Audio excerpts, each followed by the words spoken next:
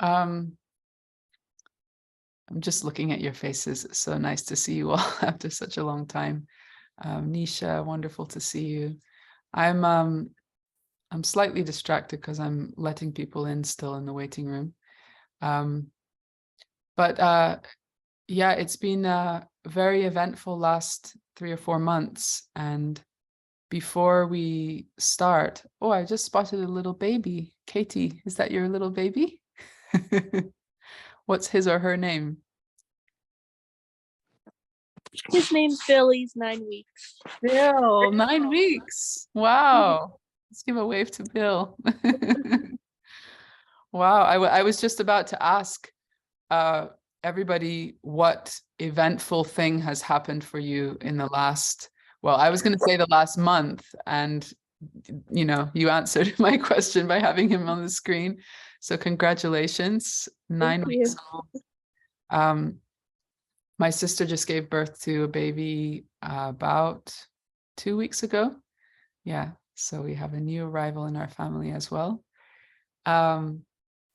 Maybe some of you could drop it in the chat. I would love to just get a sense, and it's nice for us again to just have a sense of connection to each other. What's one beautiful thing that has happened for you in the last month? Hopefully there is something.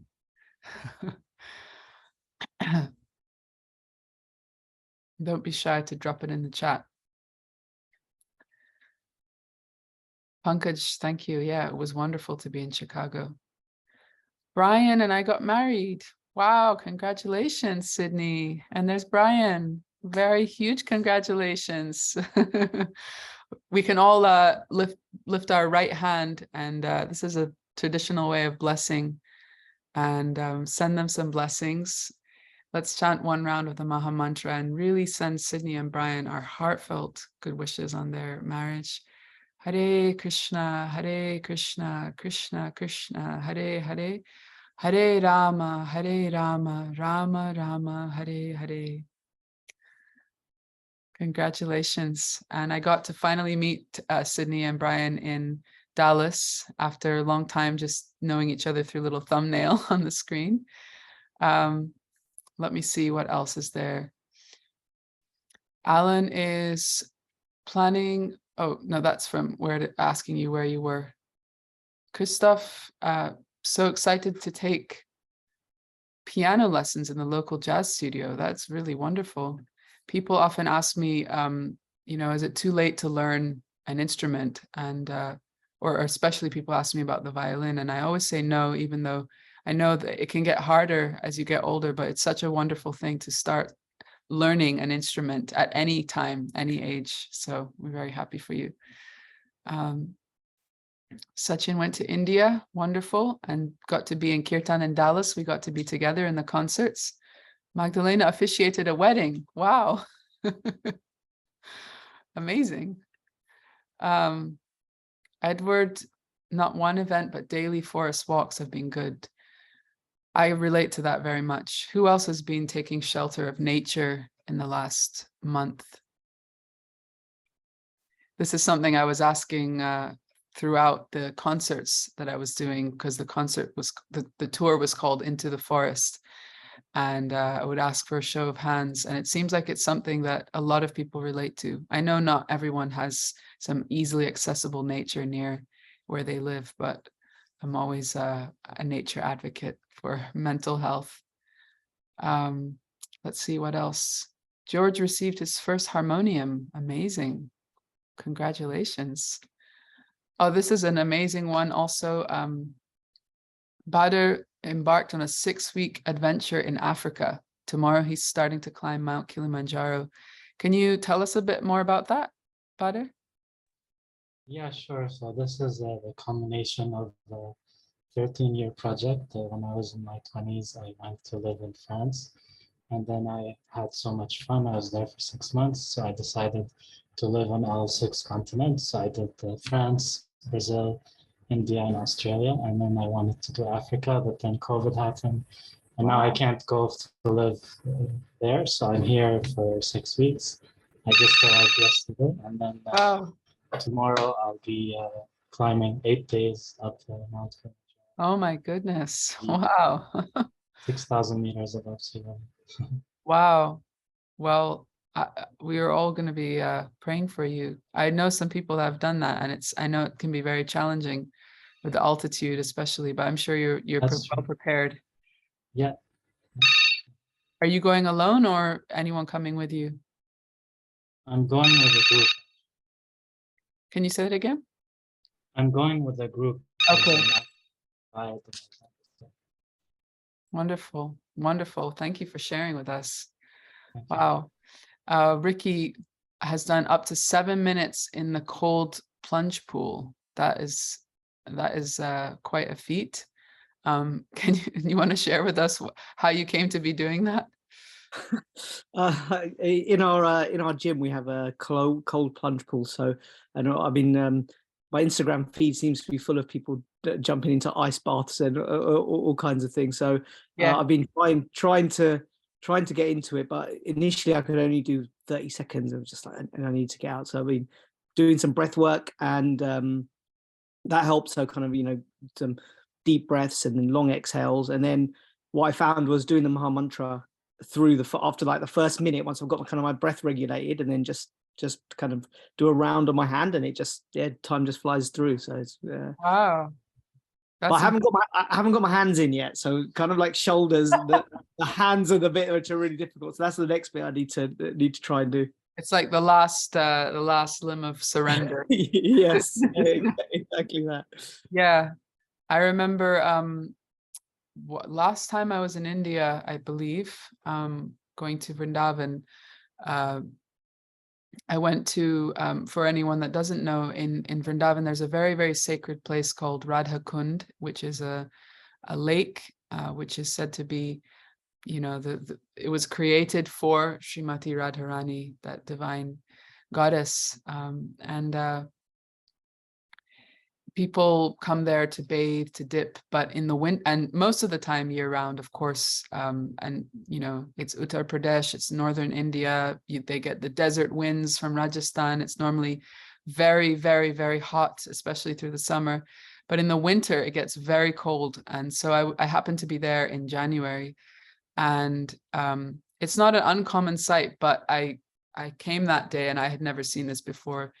This man, a sadhu, a holy man, was in the water up to his like right up to his chin, and his hands were sticking out holding a book, and he was singing this Radha Kripa Kataksha Stotra, which asks for the blessing, the mercy of Shri Radha. And I saw him there, and first of all I was amazed just that the water is obviously freezing cold, but he's there, kind of his hands trembling, singing this. And then we were with a pilgrimage group, and we went away for maybe like 2 hours, and we came back just passing by on our way out again. He was still there. He had a woolly hat on, and he had some gloves on, that's why his hands are sticking out of the water. Anyway, that was a pretty amazing sight to me, and I think a testament to the power of prayer, the power of sadhana. And I mean, it's a yogic, ability to be able to be in the cold water like that. So you're working your way up to that, Ricky. Yeah, 2 hours. Yeah, I'm not quite there yet, but yeah, I'll try. I went in the Radha Kund in November when I was there, but it was nice and warm then. It wasn't cold at all. Yeah. Normally it's not too bad. Wonderful. I'm looking to see what else being written here. Christoph is taking shelter in the Maha Mantra daily. That is really, really, really special. There's not so much nature close to you, but studying Srila Prabhupada's works daily. That's really wonderful. Greg, you're talking about your association with the Wisdom of the Sages community makes every day special. And I didn't know that I was your link to Wisdom of the Sages. I thought it was the other way around. Well, I have my Wisdom of the Sages sweatshirt today. You got yours too? Nice. Is anyone else a Wisdom of the Sages listener? Yeah? Nice. I'm an other. because I don't listen every single day. But I listen frequently, and it's really quite powerful. I find that especially when I'm feeling mentally foggy or just a little down. I mean, it's good at every time, but it's sort of like a magic pick me up if I'm feeling a little down. It's just like a boost of sunshine, which is especially, I find the winter a little hard, just the lack of light and the cold. I mean, I don't know why, particularly now in my life, it feels harder than it used to be, but that through sound vibration, that Sanga and friendship and wisdom is just so wonderful. So I highly recommend it if you're not already listening. Elke, you had the chance to guide a kirtan, wonderful, in December with Rajasundari and Rati Manjari. I know them both, such special souls. I know it's not your first time leading kirtan. You've led so many. So I wonder if you can share with us what was special about it for you. Well, actually, I've been leading kirtan, but never like the really traditional way with the mridanga, and yeah, it was pure magic. Wow. Yeah, I wasn't there anymore. It was just like flying off, and yeah, it was Wow. really, yeah, really magic. That's so wonderful. That's the I don't know, I feel like it's one of the treasures of the experience of leading kirtan, when you truly can forget yourself and you're not in that self-conscious mode of, judging what's coming out of my mouth, or how is this being received, and any of that. I'm really happy for you to have that experience, and hopefully it'll be repeated more. Yeah, it will. Yeah. Yeah, we have some plans, but it's amazing. It's I feel really fortunate. Yeah. And are they in the same? You're in Amsterdam? No, I'm near Utrecht, in the middle of the So country. they don't live there. They don't live nearby, right? Yeah, they do. Oh, they do. Fraja lives at 20 minutes from here, and Oh, wonderful. we've got some nice plans. Hey, it's special. It's special. Mansi, congratulations on your 5-year anniversary with your husband. I'm working my way towards 1 year in a few months, which is going to be a special occasion for us. Looks like a lot of people are saying I brought them to Wisdom of the Sages. That's an honor, and I'm really happy to have connected you. Alan was saying the sage groups have been wonderful. Yeah, if you don't already know about the sage groups, if you're a Wisdom of the Sages listener, or anyone can sign up for a sage group. It's, I think, weekly. Do you meet weekly, Alan? Can you tell us a little bit about the sage group? Yes, it's a weekly group. It runs for a fixed period of time. So there's signups periodically. It's about I think it's 14 weeks. Okay. So this is my second round, and it's been really great to have association, and interaction, and it's been wonderful. So I would say stay tuned for the next round, and anybody can join. So it's been wonderful. So yeah, highly recommended. Maybe I'll also join. I also need association. Yeah, it's association, a way to connect, and again, during the tough times of winter, especially, it's really something we all look forward to. So yeah, that's wonderful. Thank you, Alan. I think for me, especially moving to where I live now currently, which I may not live here. I'm probably not going to live here forever, but I'm like, definitely, probably, maybe, who knows? You never know what's going to happen. But this is actually the first time in my life that I've lived very far from a community, like a physical community, a temple, a place. I grew up in the surroundings of Bhaktivedanta Manor in the UK. And I was there for the first 25 years of my life before I started traveling a lot. And then, eventually I ended up here in the US. And right now where I'm situated is quite far from, considering I used to live a 15-minute walk from the temple, and most of my friends and fellow, families that I grew up with, all were within like a 10 to 15 minute drive of my home. This has been quite a big adjustment for me. And I've definitely, as hard as it has been at times, it's helped me to appreciate so much what others experience who don't live close to a community. And I know that's the case for so many of you. I was just chatting a little bit with Edward the other day, who lives in British Columbia, a little bit remote in terms of like a bigger community. I know that's probably the case for so many of you. Maybe give a little wave if that's your situation. Yeah. So I have so much respect for all of you that find ways to nurture your spiritual connection and spiritual friendships from afar, because it's not easy. We all need face-to-face connection. And I think the pandemic maybe helped us all a little bit to adapt to, taking the nourishment that we need through the screen, even though sometimes even that can feel like a bit challenging. What else do we have here? Yes, Denise saying it's been special to teach in person again and to chant with others and hear other voices. That was something that I found to be really moving with the tour that I did, because I hadn't been with such big groups of people in years. And I find whether it's a small group or a large group, there's really something so powerful and special about the physical presence. It doesn't compare, when we're just here. Of course, it's wonderful and we take what we can get. But my dad was asking me, have you ever done a gathering just with your Patreon Sangha? And I was like, well, no, but we would love to do that one day, a physical in-person gathering. I'm really hoping that we can. Perhaps we can do something on the US side and something on the Europe side, even if it's just a weekend or something this year. That would be wonderful.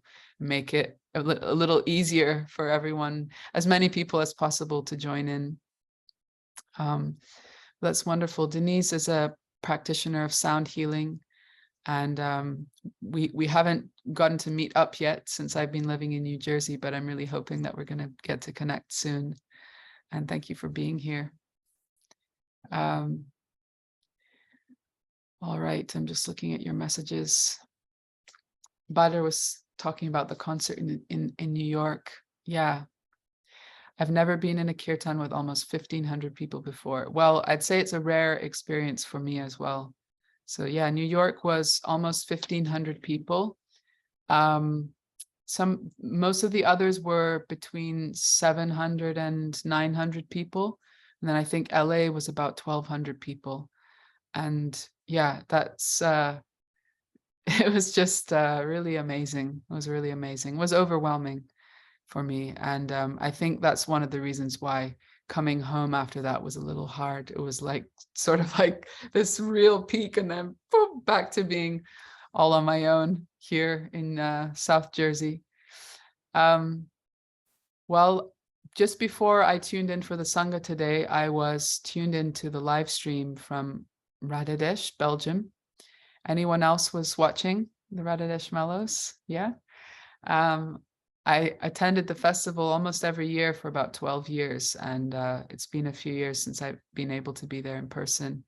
But it's a really special 3 days of 12 hours a day, or sometimes more, chanting of the Maha Mantra. And because of the time difference, the festival starts over here where I am in the US. It starts about 4 in the morning, 4:30 in the morning.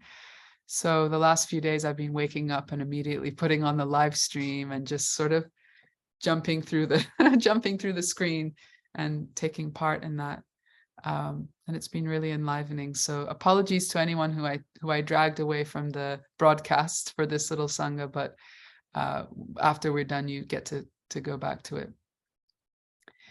I wanted to ask you as well, maybe you can put it in the chat. And actually, we've never done this before. I'm not sure why, but this is really sweet to hear from you a bit more. Maybe it's probably my fault because I just haven't asked, but I think I'm getting more comfortable and familiar with how to interact on Zoom and not feel like I have to be the one that's speaking the whole time, which sometimes feels like that when the group gets bigger.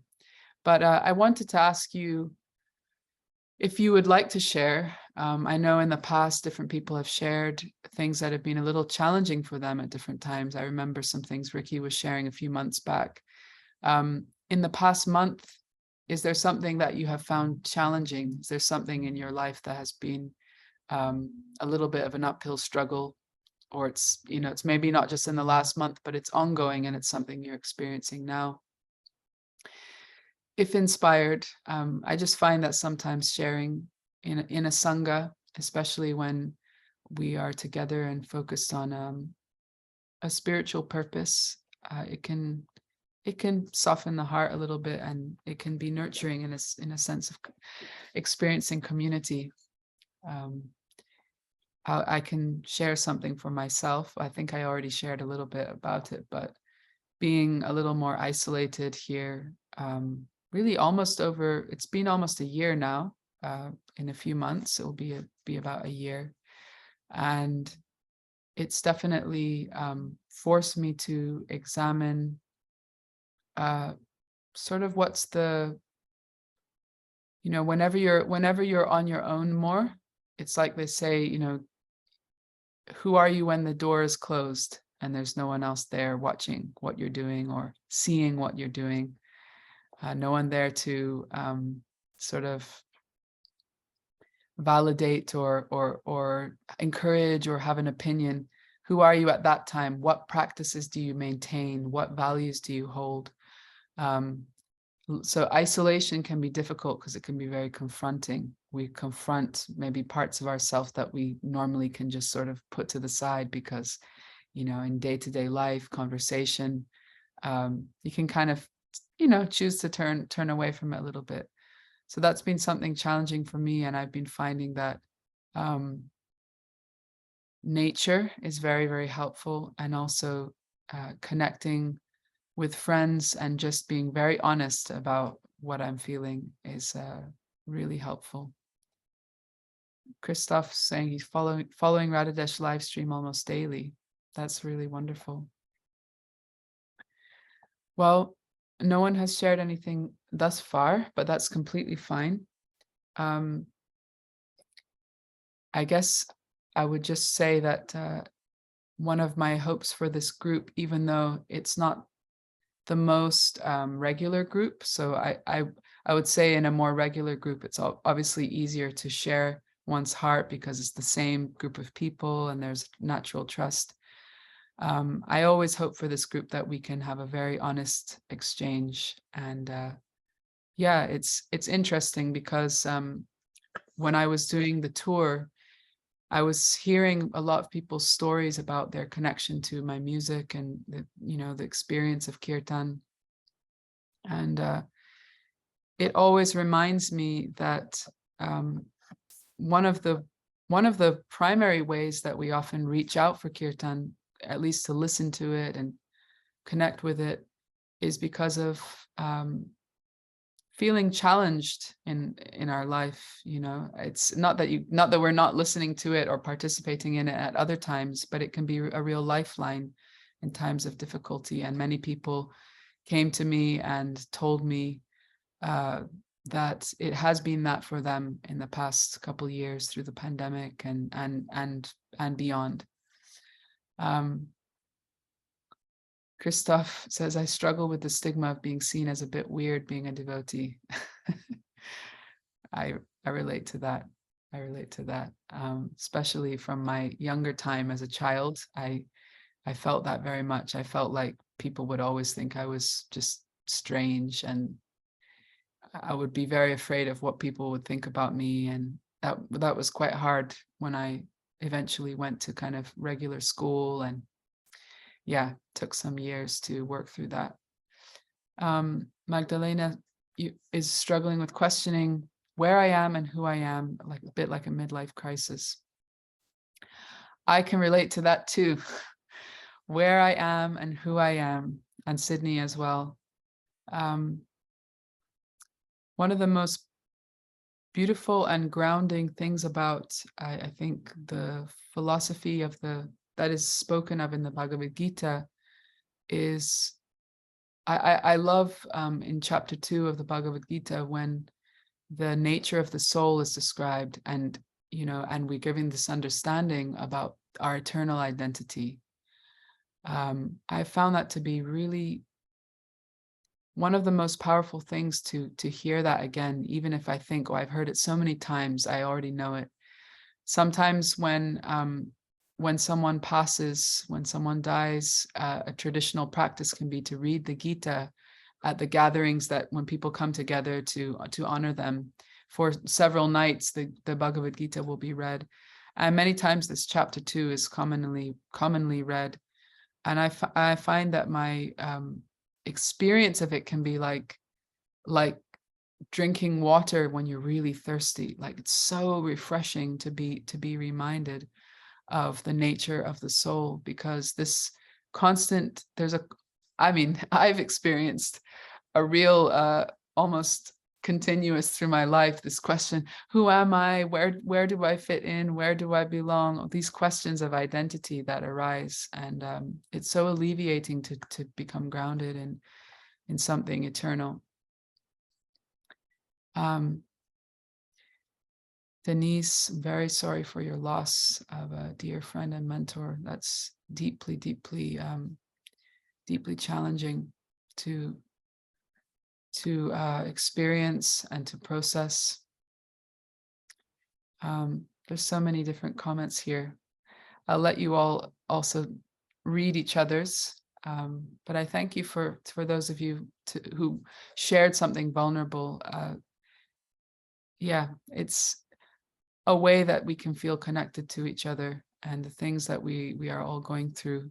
What we have in common here, all of us, I think, at least I know that one reason that you and I are connected is because you have some faith in the power of kirtan, power of mantra music.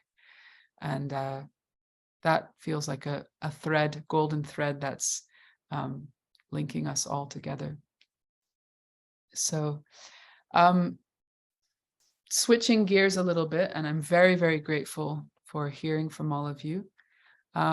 This week there's a special festival. Actually, throughout the spring, well, so was it 4 days ago, or 5 days ago, the festival of Vasant Panchami was celebrated throughout India, and also in the kind of spiritual calendar, Krishna's calendar, the festival of Vasant Panchami, which is officially the first day of spring. I know for those of us in the Northern Hemisphere, it doesn't necessarily feel like spring yet, but in Krishna's world and in some climates, spring is beginning. And one of the traditional practices in temples across India, especially temples dedicated to Krishna, is that the deity will be dressed in bright yellow, and yellow flowers decorating. It's really, really a beautiful time. So in this season, when spring begins, one of the things that Bhakti practitioners in the line of Sri Chaitanya start to think about a lot, more than usual. I mean, that thought is usually always there, but start to think about Sri Chaitanya Mahaprabhu and some of his different associates, because the days of their appearance or their birthdays are celebrated, as it happens, some of the closest associates and Chaitanya Mahaprabhu himself are celebrated through the spring months. So sometimes it falls in February according to the lunar calendar, or more into March. My birthdays often is wedged somewhere in between all of those, and it's a really beautiful time. So last Friday was the appearance of Sri Advaita Acharya, who was a very, very close associate of Sri Chaitanya. And this Thursday here in New York, it might be on the next day or the previous day, according to where you are in the world, is the appearance of Sri Nityananda. It's also known as Nityananda Trayodasi, which is the Trayodasi means the third day of the moon, that particular phase. So I wanted to share a little bit about it. There's not so much time to go into a lot of detail, but I guess just to mention it because it's a special day, especially for anyone on the Bhakti path. A special day to make prayers, a special day to make a deeper commitment. Sri Nityananda was manifest, at least in his form as he's known as Nityananda. What I mean by that is he's known to be an eternal personality, a manifestation of an avatar of Sri Balaram, the brother of Krishna. But in his form as Nityananda Prabhu, he was manifest about 500 years ago in India. And he was known for being what's known as an avadut. An avadut is someone who's not entirely within the sort of normal social order. They might dress differently, might do things in a little bit of an erratic way. Not just a person who's a little erratic, but they're very much, a saint, a spiritual person, but they're a little bit out of the ordinary, out of the norm. There are so many things about him that were unusual, but one of the things that is most spoken of is his deepest compassion, his deepest mercy. And so it's said that for one on the spiritual path, he's actually the first person that one should come to, one should pray to for strength. He's a giver of strength. Sometimes he's called the root of the tree of devotion. So with his appearance coming up, there's a special prayer made up of 12 of his different names. Not many of us have 12 names, what to speak of even 5 or 4. He has 12 names. He has many, many other names, but these 12 names describe 12 beautiful characteristics. And one of the things about this prayer is said that it's very, very auspicious and bestows blessings to recite this prayer every morning. And I was thinking perhaps something we could do together. I was going to make a little recording of it and post it up on the Patreon, on the Sanga. And maybe we could recite it together every morning for the next few days until his appearance. If you feel like it, it would be a beautiful practice. I used to say it myself every morning and I don't do it anymore. But if you feel like doing that, it would be great. So for our last remaining time together, I wanted to sing this together and then do a little bit of kirtan, and then we'll conclude. This was a really sweet time, especially for me, to hear from you more. Normally, I'm hearing the sound of my own voice, but I appreciate getting to know some of you better and to know what's been happening in your lives. I'm always so grateful to connect with you here. So I'm going to pull this up on the screen. Hopefully it is here. Oops, wrong one. Welcome to my insane browser. Okay, can everyone see that? Wonderful.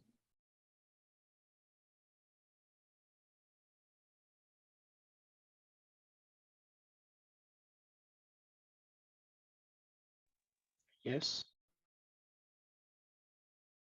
Okay, one moment.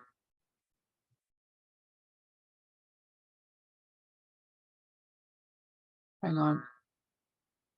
I have to just adjust the sound. There we go.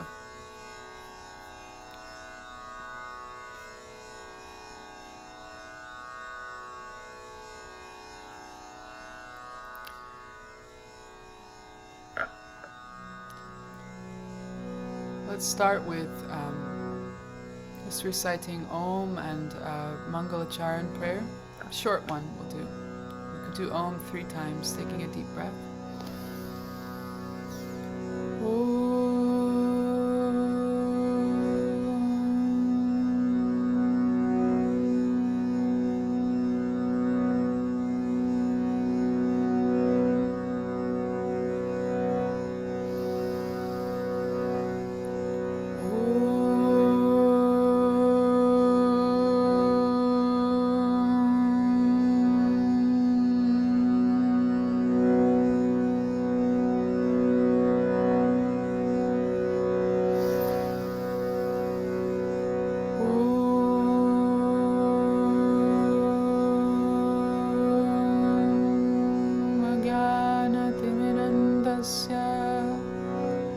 Gyananjana Shalakaya Chakshurunmilitam Yena Tasmai Shri Gurave Namaha.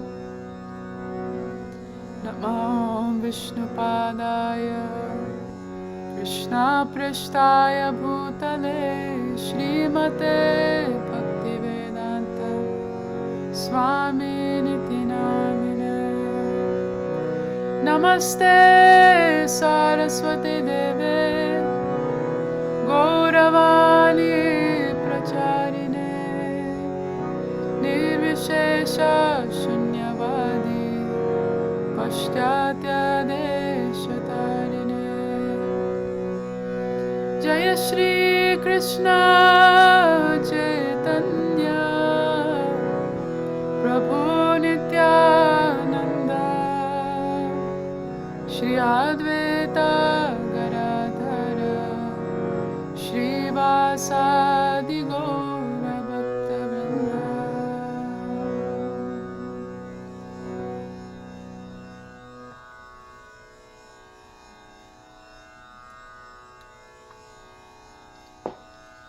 So the words here, Nityanando Vadhu Tendur Vasudha Prana Vallabha. Let's say that one together in unison.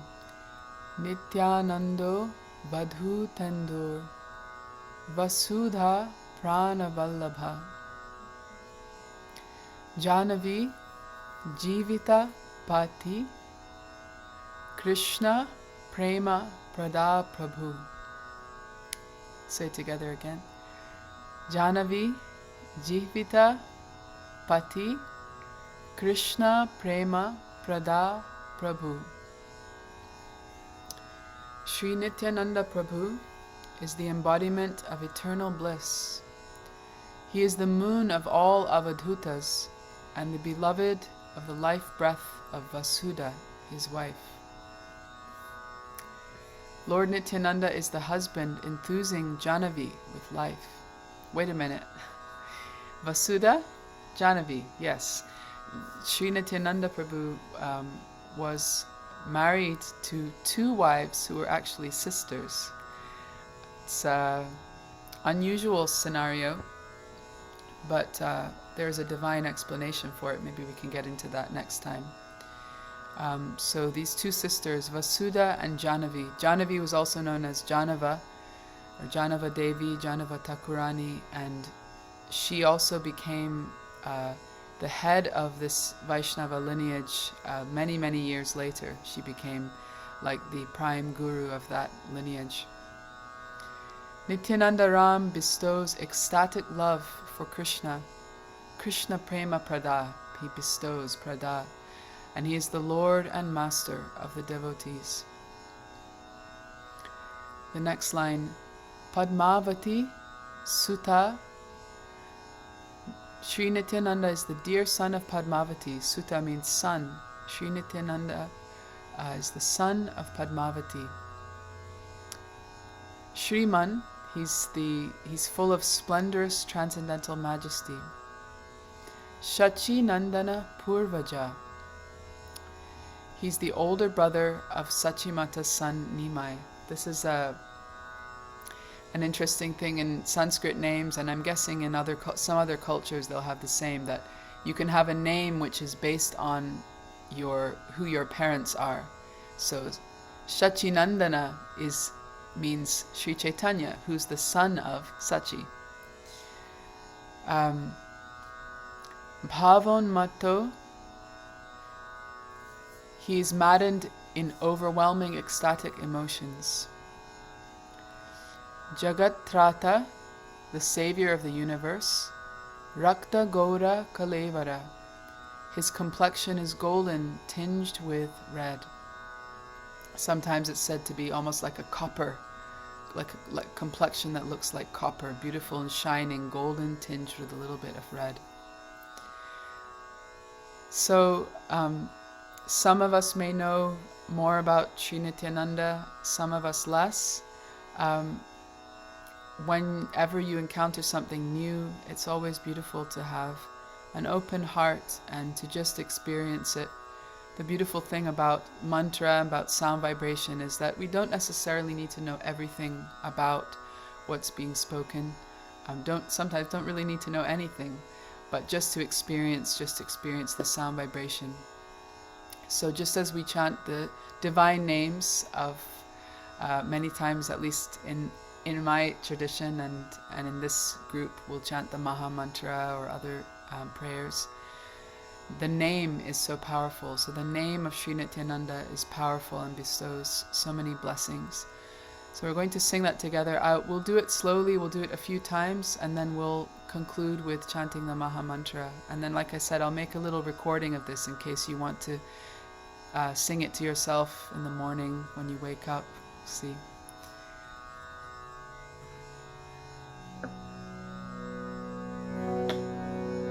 So I'll sing like one phrase at a time, and then you can repeat after me.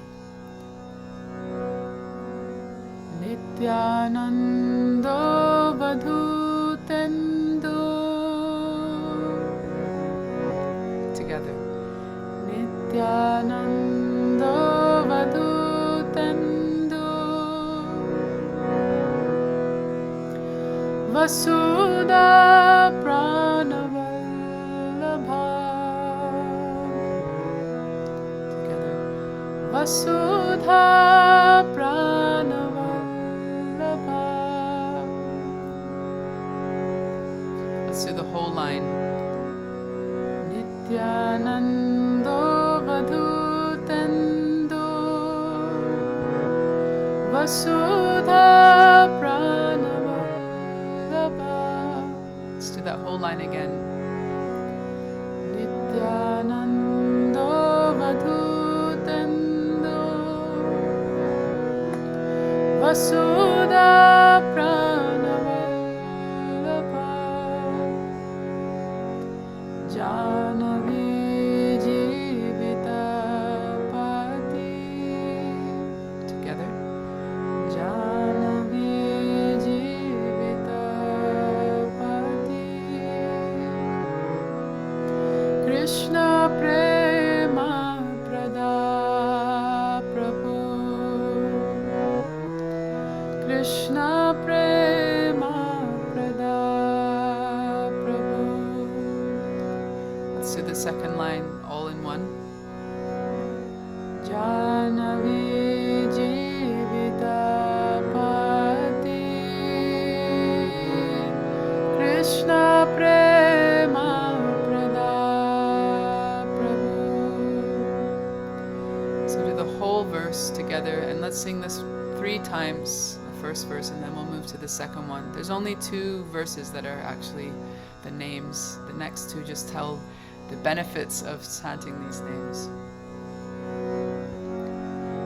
Nityanando vadhutendo.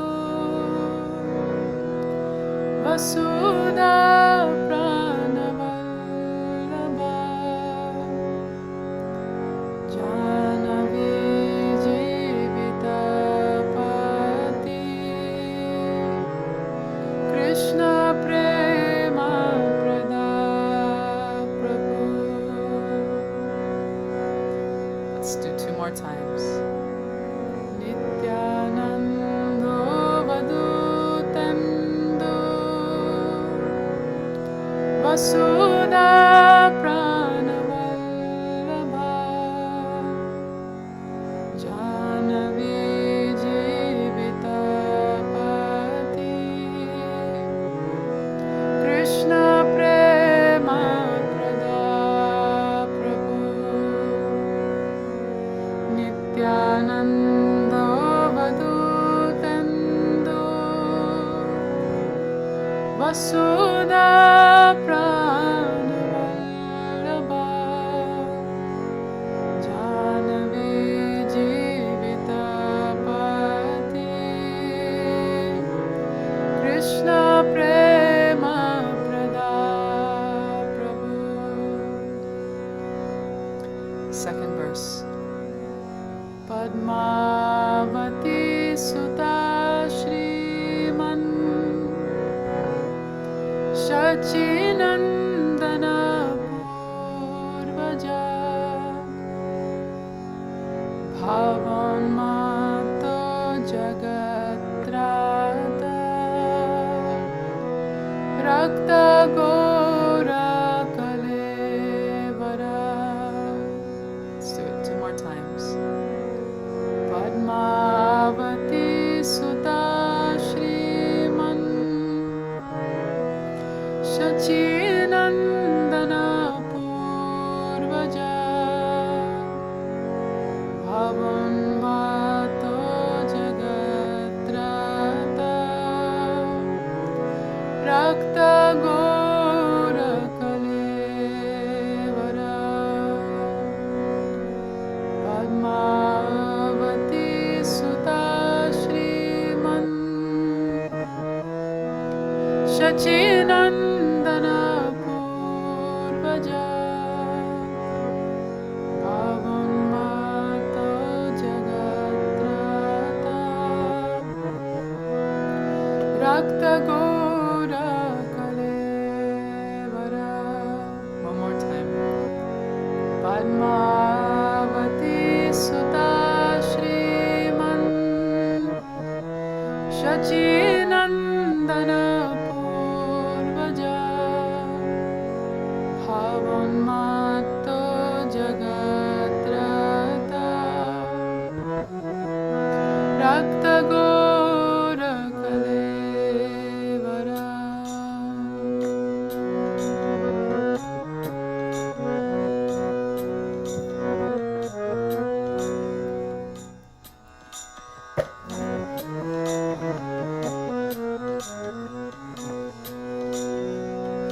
Let's sing both verses all the way through together. Nityananda Vadutendo Vasudha Pranavallabha Janavi Jivitapati Krishna Prema Prabhu Padmavati Sutta Shriman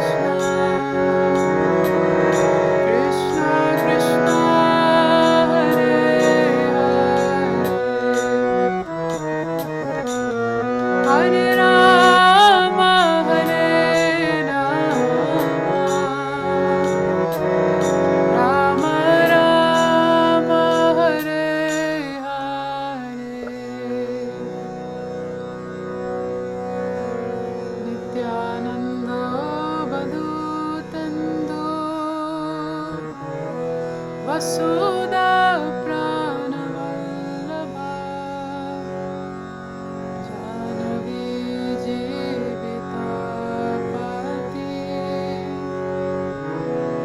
Krishna Prema Prabhu Padmavati Sutta Shriman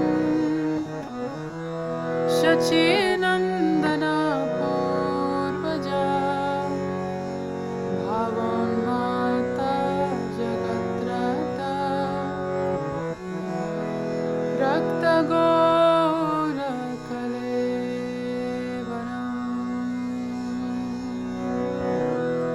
Rakta Gora Kalevaram.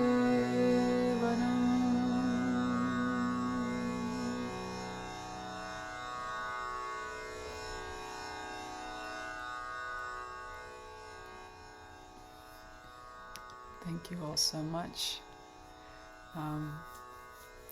It's beautiful to share that little meditation with you, and because it was so short and I didn't share that much about Sri Nityananda Prabhu, I'm going to try and share something every day, if not every day, most days, leading up to Thursday or Wednesday, whenever Nityananda Trayodasi is in your region. It's a powerful thing to arrive at a festival day or a celebration day having had some meditation on it beforehand, because otherwise these days can come around and it's sort of like, okay, it's nice, but it's just, within 12 hours it can be hard to get your consciousness and your heart in gear to understand the significance of it. That's my experience, at least. So I'll try to serve you in a humble way by sharing something every day this week. And I also wanted to just mention,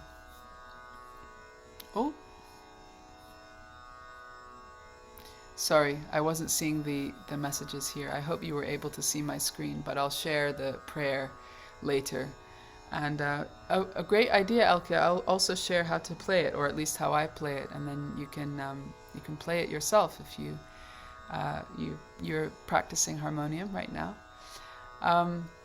I wanted to just mention the Puerto Rico retreat. I know you've all seen the messages about it, and I'm assuming that if you're not signing up, it's because you can't make it, so that's completely fine. But if you are on the fence, just a reminder that as Patreon members, you have the $300 discount. That's going to be all the way until the spaces are filled. We currently have 8 spaces left, I believe, maybe almost 7, because someone is about to sign up. So we are getting there to being full up, and I know that Badr's going to be with us. It's really wonderful. I can't remember if anyone else from this Patreon Sanga will be with us on the retreat, but regardless, we'll be thinking of you. But if you're feeling on the fence, I'm happy to talk it through with you. You can message on the Patreon inbox, or leave a comment or anything like that. We can connect, and happy to share more about it, and if it's something that will be the right fit for you, if you have any concerns about that. Ricky, that would be amazing if you could make it. I'll pray that a spot stays open for you.